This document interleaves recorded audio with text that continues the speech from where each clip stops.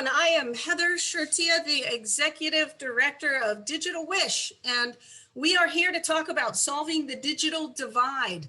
There is a huge amount of funding coming down the pipeline from the federal government, so we have put together a bang-up panel of experts. We've got Brian Stephens here from Funds for Learning.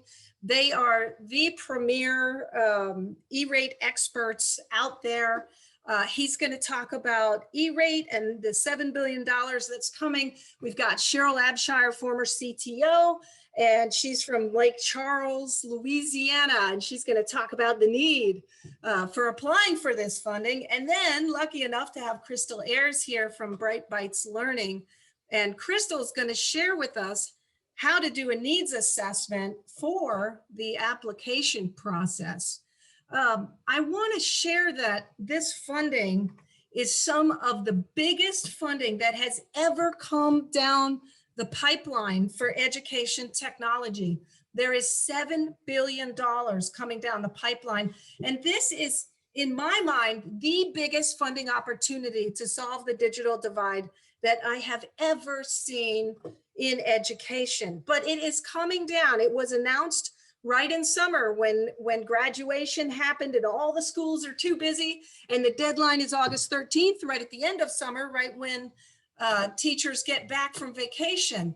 And it has to be applied for over the summer. Cheryl, do you want to talk about that a little bit? I mean, for me, it's so frustrating to see that window when everyone's on vacation. Well, here's the issue.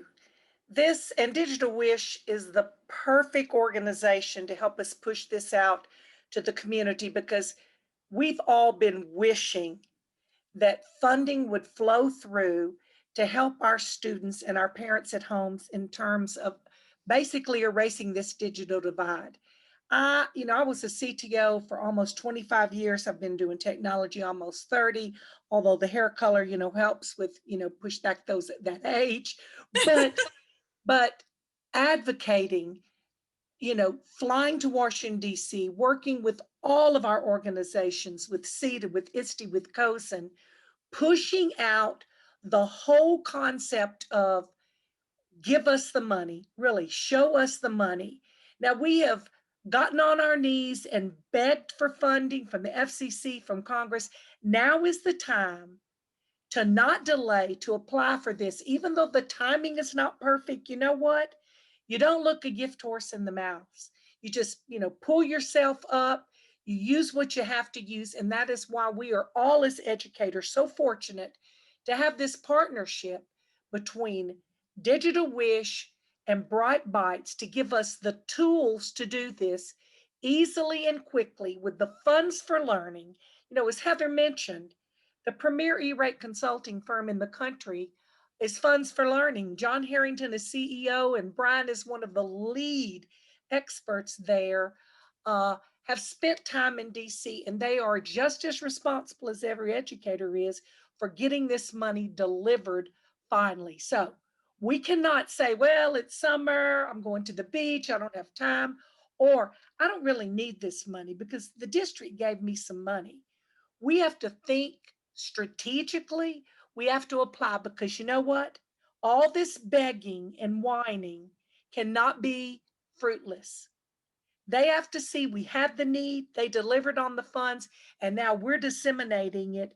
And every student in this country is connected in ways many of us could have only dreamed about for decades, and Digital Wish wished for, and the fairy godmother came through. That's a really huge thing. They delivered on the funding. We have been hoping for this funding for years for hotspots and one-to-one technology for laptops and connected devices. The funding can qualify for laptops, it can qualify for hotspots, it can qualify for other types of devices like tablets and iPads. Let's talk a little bit about the funding and what schools have to do to qualify. So funding is going through a program called E-rate, which a lot of schools, well, I'd say probably all schools know about E-rate, but many schools do not apply to E-rate because the application can be complicated. maybe they don't qualify. It's a discount program that may be in a lower discount bracket. Let's, Brian, let me see if you can give us a quick overview of how those rules have changed and how E-rate is different from this new funding called Emergency Connectivity Fund, because it's critical. A lot of schools aren't going to apply because they think it's an E-rate. It's the same rules as E-rate. Brian, how have those rules changed?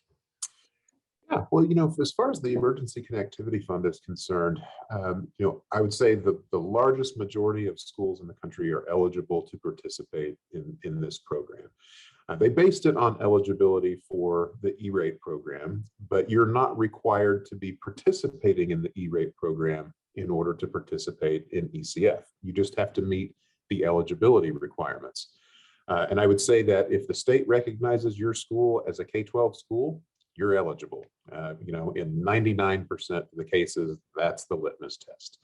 And so, But Brian, let me interrupt. Wouldn't you say that what's going to happen predominantly around this country is that a district leader, technology leader, will apply for all of their schools rather than school by school? So I know as a former CTO, that's the strategy I would have employed. And, if there's schools listening or watching this, they should reach out to their technology department, because they're going to be the ones with the feet on the ground doing this and making it happen for those schools. Absolutely. Yeah, completely agree with that. And in fact, that's going to be, in most cases, probably the easiest and fastest way for those applications to take place as well, just because those schools that are already participating in the E-rate program are sort of pre-registered, if you will, that their setup is going to be automatic, and they'll be able to log in on day one and begin their ECF applications. What about for the schools that aren't registered, though, those new applicants? We have a lot of very small school districts who never applied for E-rate because they couldn't find the person that had the grant expertise to do the application. I mean, in that case, they can certainly call Funds for Learning and get a consultant to come and help them with their application. But if they're not registered, then what do they have to do to get started? There are step-by-step instructions right on digitalwish.org, which you can follow and take a look at. But Brian, give us an overview of those steps and what they have to do. Yeah, all the applications are submitted online. And so in order to gain access to the system to submit an application, you really just have to complete a registration process. They will, if you're a first-time applicant, they will issue you what's called a billed entity number, which is just a unique identification number that identifies your district so that they can be placed on a funding application. You'll supply a little bit of statistical information, your name and address, and some very basic things like that. And then once you're registered, you'll be ready to go. Great. So now that I'm registered, I've gone through all the registration process. I then want to get ready to submit my application. Now, there's a couple things that you have to do now in order to be ready to get your application put into the system. The first thing is you have to quantify your need, and that is the focus of today's program, because you have to count up how many kids need hotspots, how many students do not have laptops, and we're looking specifically at the home, okay? So the original E-rate program covered internet at school. The ECF program, one of the major differences is the ECF program, this covers internet at home. That's what the $7 billion is for. So in order to apply for funding, you have to find out first, how many students need it, and second, how much is it going to cost? So you have to quantify your need, and then you have to get price quotes from your vendor.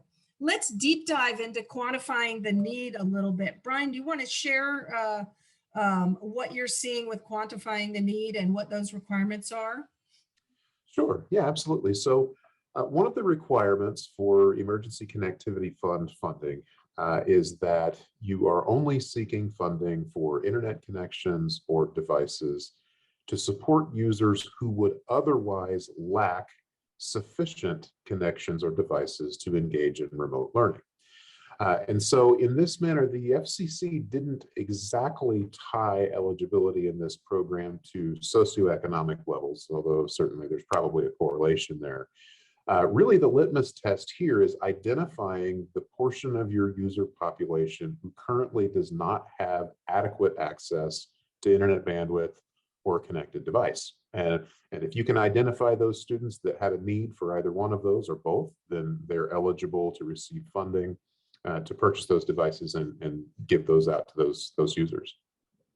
So all schools are eligible. So public schools, private and charter schools, and libraries are even eligible, but you have to assess this need. Now, if we are going to go out and assess the need, that means we have to get to parents and ask them if they have an internet connection at home and ask them if they have sufficient laptops. And this language of sufficiency is really important because that's the language of the application. That's the language of the rules.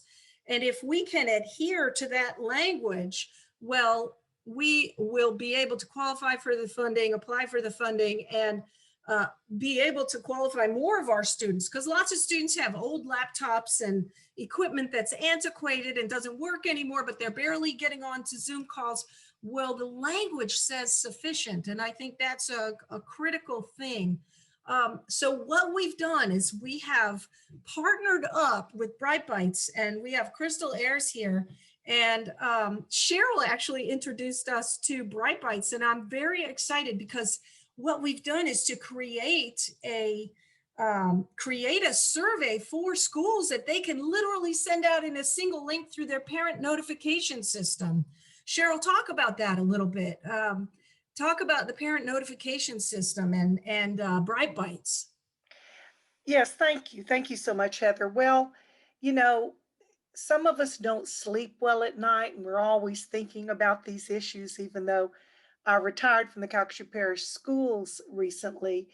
I'm still in the mix of this and still working hard to help solve this digital divide that's, been in existence since, I obviously began as an educator. And so I've had a very strong knowledge of and working relationship with BrightBytes as a customer in Calcasieu Parish. So I know their work around survey work, their data collection, their data analysis expertise.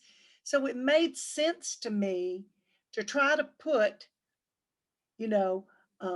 Digital Wish and BrightBytes and Funds for Learning together. So I kind of was the broker, of this deal to get them together, because I felt like their services match the need. And here's the great thing about BrightBytes and their team. The minute we made this suggestion, they immediately said, we're in. We're in, we'll do this as a service to this country and to our nation's children. We will not charge for this. We have the ability to do it. We have the systems. We have the expertise. And that is a rare thing in today's marketplace, to find a company that just, opens the curtains up and says, come on in. We're going to take care of this need because we're all in this together. So Kristal is going to share the generosity of BrightBytes to provide this very, very detailed opportunity, individualized for every school district in this country, large, medium, or small, to use their tools and their people that will support and help engage you. Because you're so right, Heather. In the beginning of the summer, people are like, oh, I'm done. Yeah, they're ready to go to the beach, and 4th of July is upon us, and everybody's going out. 18 months of 24/7 work. And so a lot of people have now kicked back. And while the timing is not right, this needs assessment, as Brian mentioned, is a critical component of demonstrating need. You just can't put, we need 4,000 laptops and 4,000 MiFi devices. You've got to be able to quantify it in some way that, gives them some type of a number, so that the funding can flow back to you and you can apply for it. Honestly, you can't just make it up. You know, it's not E-rate, but it is federal money. It flows through the FCC, through the USAC. And I was so fortunate to serve on the USAC board, so I know how the opportunities have not been there. And now USAC has even opened up the door and said, we're going to process this money. As Brian said, in a different way, we're going to take the whatever it takes attitude to make it happen. So to have the FCC, USAC, Funds for Learning, Digital Wish, and now BrightBytes coming to the table, this is what you call the perfect storm of solving the digital divide. So Kristal, talk about what you're going to do. Yeah, I want to share that everybody on this call has played a role in putting these surveys together. So Kristal, take it away. Yeah, thank you so much. And Cheryl, thanks for introducing us to Digital Wish. My colleague Ken Goldstein, Vice President of Sales for BrightBytes, is on as well. And he actually brokered the call and invited me in. And so as a whole panel here, all the folks that you see, we came together and decided this was the right thing to do for our children across the country. And it is our privilege to do this. So I've dropped in the chat box a link to digitalwish.org where you can register, as well as directly going to our site where there's just a hot link there. When you click on that link or you go to digitalwish.org, you can go to step 2 in order to click on a link that will take you to what you're seeing here.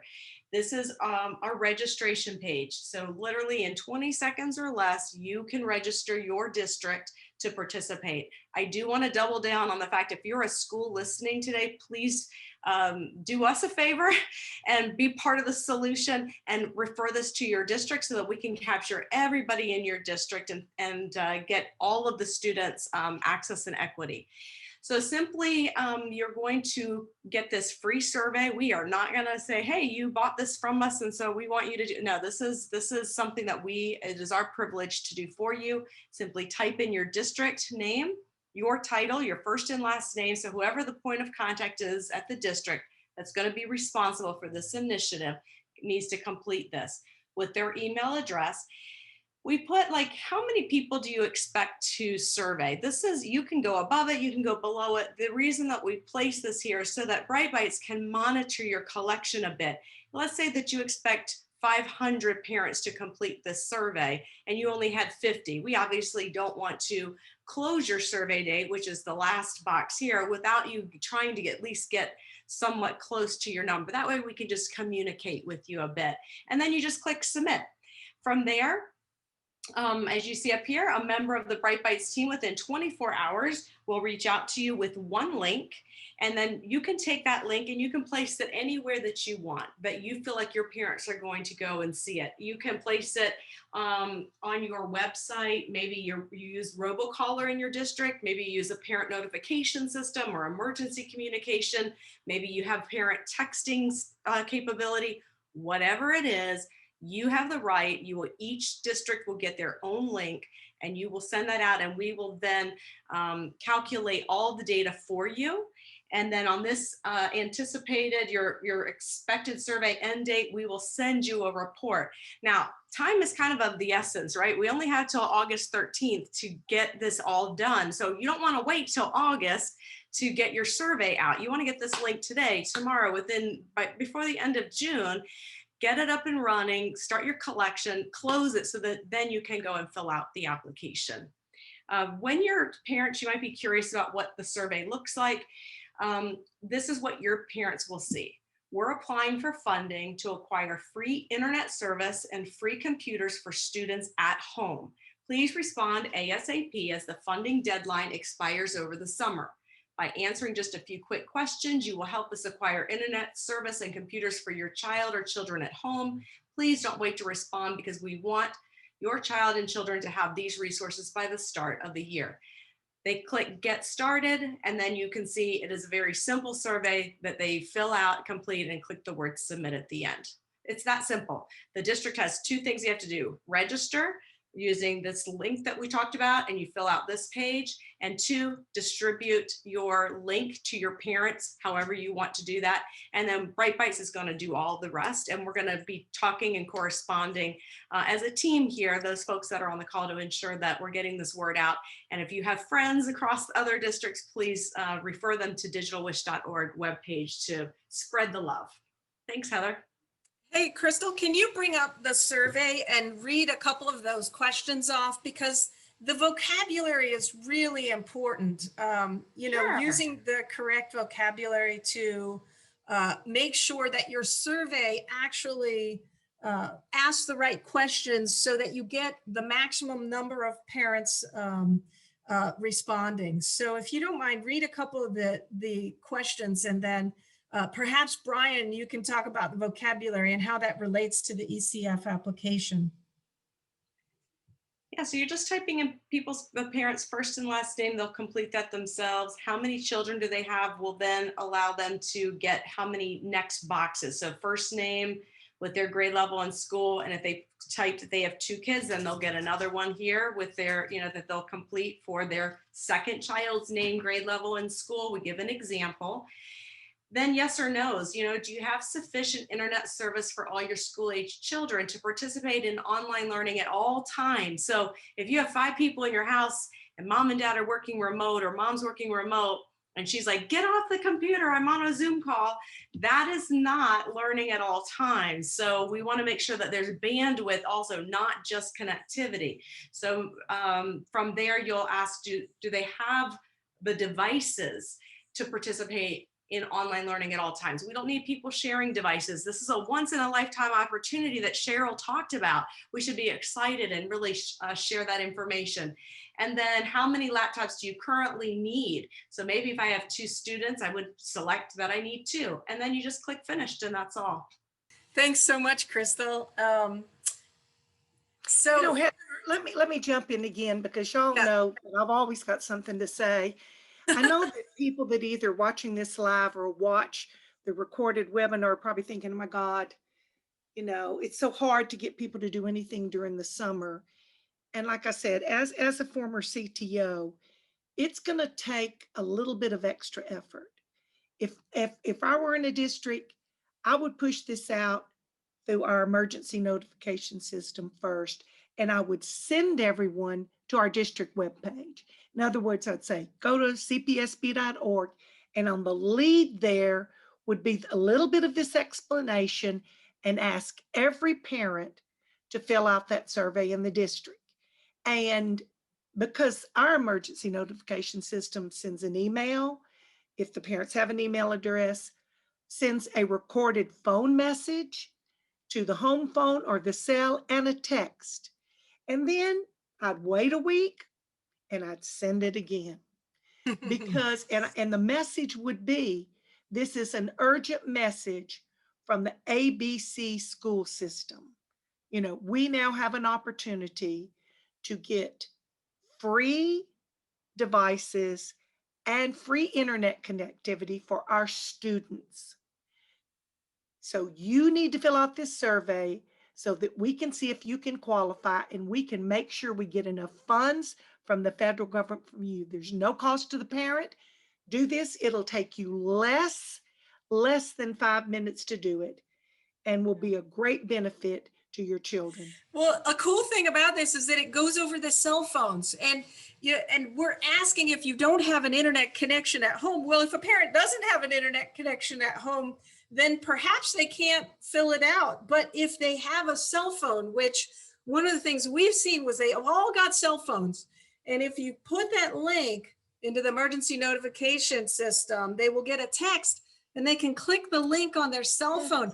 They can usually access internet from the cell phone. And so you can get a message to those people who don't have coverage and don't necessarily have a high-speed broadband internet connection in their house. So that's a fantastic piece of this puzzle. Well, the key to why we have fought so long and hard is to make sure that children that live in economically disadvantaged homes, parents who are working 2 and 3 jobs, just to make ends meet and cannot afford to buy devices for their children and can't afford to have home internet, that this one-time funding will erase that digital divide. You know, I told somebody the other day, I never dreamed this would happen. But across this country, we have fought long and hard, so many of us, to have this accessible and really have every child have the opportunity they deserve to get the education they need. There is no reason, I can't imagine any reason on this planet why every school district wouldn't apply and push this out and push this out. Like I said, I'd send the emergency notifications, I'd put it on the district webpage, but most school districts have web pages that allow you to push out a notice and put it on every school webpage.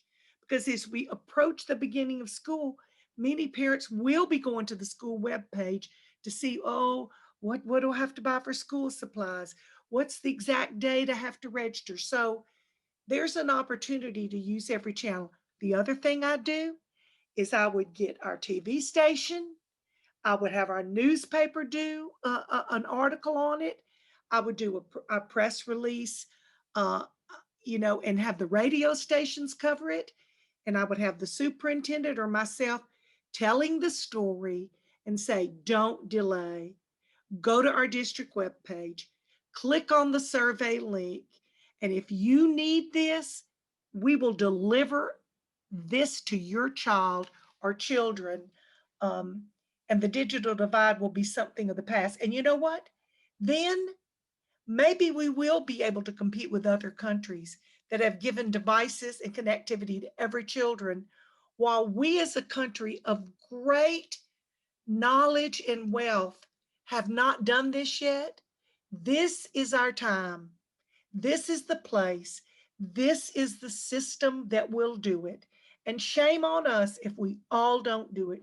Really, I can't imagine someone saying, too tired, don't have time. Well, But everybody thank you. will. We're going to push this out. We're going to make And, sure everybody does it. I know Absolutely. Digital Divide is pushing it, and we're reaching out. You're reaching out to all the major technology organizations to push it out to their members. And We are. Yeah. So Cheryl, very inspiring talk. Thank you so much. I want to ask Brian, right now, let's say Kristal has sent me my report, and I've got my report, and I know I've got 69 students that need hotspots and 73 students that need laptops, and I'm ready to put my application in. Well, what do I do with the report? What are my requirements? What does the funding call for, Brian? Yeah, this is a fantastic resource for really two main reasons. One is exactly like you described. The really simple aspect is this application is going to ask you how many connections and devices do you need, and this gives you the answer to that question. Super simple. The other reason that this is really, really useful, now I am a compliance guy, and you can tell because of the gray here. I need to get Cheryl's stylist number. We'll talk offline, but as a normal part of the application process, a lot of the really nitty-gritty details are not going to be requested up front. So I don't expect that they're going to ask, the details about the need and all of that at the time this application is reviewed. However, this is a federal funding program. There will be audits and there will be reviews that take place several years down the line, and you want to be prepared to respond to those types of questions if you happen to receive them. And that's the real power in a resource like this, because you just keep that in your records, in your file. If they ever come to you and ask why you requested funding for 72 laptops, you can pull out your report and say, this is how we determined how many we needed. Super simple, and can really, really save you a lot of stress and headache and time in the event that you get some unexpected review later on. Yeah, people, that will listen to this, webinar later or on now live, anybody who's done E-rate is very familiar with the PIA review, where they ask you to send in further documentation. I fully expect they'll ask you to send in documentation. So the idea of, well, we know we've got this many kids on free and reduced lunch. We're just going to say 2,500 laptops, 2,500 things, and we're just going to roll with it. I think that is a very bad plan, a very bad plan. So there is a survey that's needed. You need to quantify the need. You need to get as many responses as you can. And why are you going to sit and toil in your office on building some kind of form or doing something and sending it out when, BrightBytes has graciously agreed to do it, monitor it, help you with the data analysis, and have a person that will explain this to you.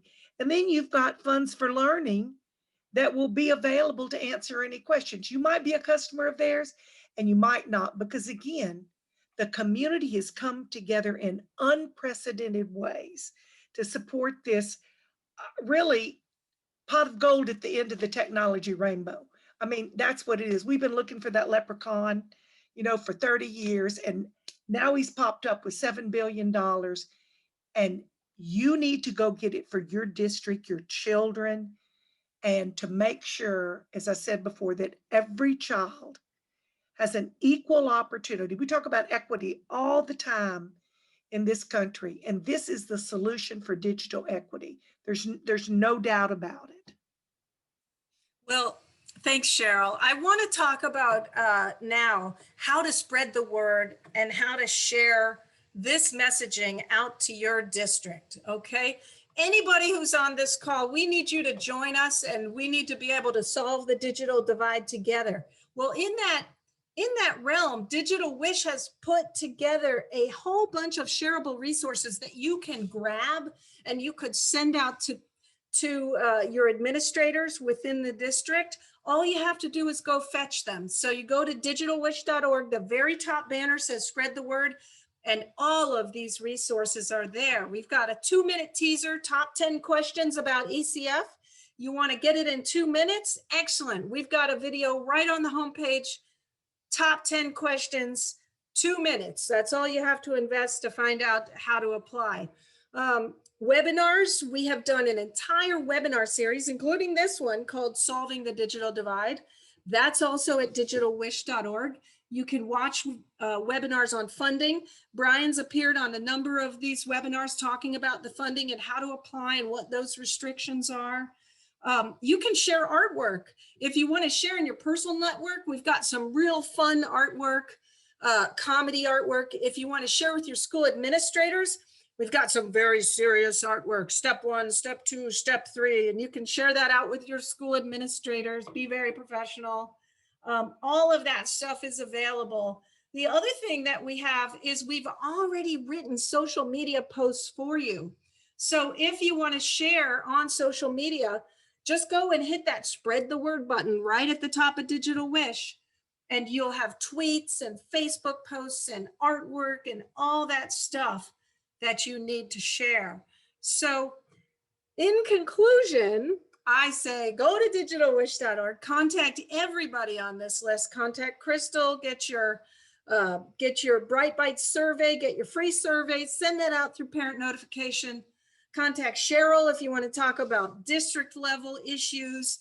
Contact Brian at Funds for Learning if you need a person to help you write and prepare your application, or contact me, Heather at digitalwish.org, or go to Digital Wish's website to get your step-by-step instructions on E-rate, on the ECF funding, and to learn how to get started. And as Cheryl says, everybody needs to do this. And this is the best pot of gold we have ever seen. That is a $7 billion pot of gold at the end of the rainbow. So thank you everyone for coming on. Get your free survey. It's at digitalwish.org. Go out there, solve the digital divide and apply. Spread the word and apply. All right. Thanks, guys. Have a great day.